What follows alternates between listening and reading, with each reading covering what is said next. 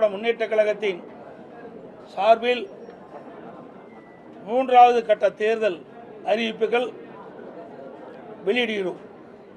அறிவிப்பு 1. திராவிட முன்னேற்றக் கழக ஆட்சி அமைந்த பிறகு சொத்து வரி, வீட்டு வரி, மின் கட்டணம், குடிநீர் வரி போன்ற பல வரிகள் இந்த அரசால் உயர்த்தப்பட்டுள்ளது. இதனால் மக்களின் அன்றாட குடும்ப சுமை பன்மடங்கு அதிகரித்துவிட்டது. எனவே மக்களின் சுமையை குறைக்கும் வகையில் அனைத்து இந்திய அண்ணா திராவிட முன்னேற்ற கழக ஆட்சி அமைந்தவுடன் ஒவ்வொரு குடும்பத்திற்கும் கருணை தொகையாக 10,000 ரூபாய் வழங்கப்படும். அறிவிப்பு 2. வேலைவாய்ப்பு அலுவலகங்களில் நம்முடைய இளைஞர்கள் பதிவு செய்து வேலைக்காக காத்திருக்கும் பட்டதாரிகளுக்கு மாதந்தோறும் 2,000 ரூபாயும் +2 வரை படித்து வேலைவாய்ப்பு அலுவலகத்தில் பதிவு செய்துள்ளோருக்கு மாதந்தோறும் 1000 ரூபாய் உதவித்தொகை வழங்கப்படும்.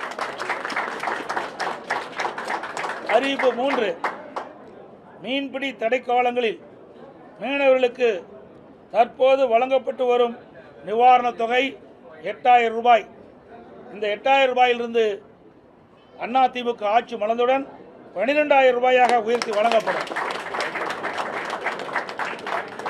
ஒவ்வொரு ஆண்டும் தைப்பொங்கல் அன்று வழங்கப்பட்டு வரும் பொங்கல் தொகுப்புடன் சேர்ந்து 1000 ரூபாய் பொங்கல் பரிசாக வழங்கப்படும். கைத்தறி நெசவாளர்களுக்கு தற்போது வழங்கப்பட்டு வரும் விலையில்லா மின்சாரம் 300 யூனிட்டிலிருந்து 450 யூனிட்டாக உயர்த்தப்படும். விசைத்தறி நெசவாளருக்கு தற்போது வழங்கப்பட்டு வரும் 1000 யூனிட்டிலிருந்து 1400 யூனிட்டாக விலையில்லாமல் அவர்களுக்கு உயர்த்தி வழங்கப்படும்.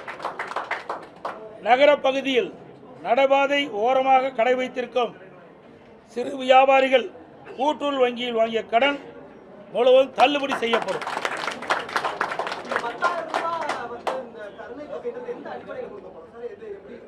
சொல்லதே கருணை தானே, எந்த அடிப்படையில் கருணை அடிப்படையில் தான் கொடுக்குறோம். அதுதான் அந்த வாக்கியமே. ஆமா, அனைத்து குடும்பத்தான போட்டுக்கிறோம். குடும்பத்திற்கு வழங்கப்படும் தான் கொடுத்துருக்கிறோம். ஒரு முறை தான் வழங்கப்படும்.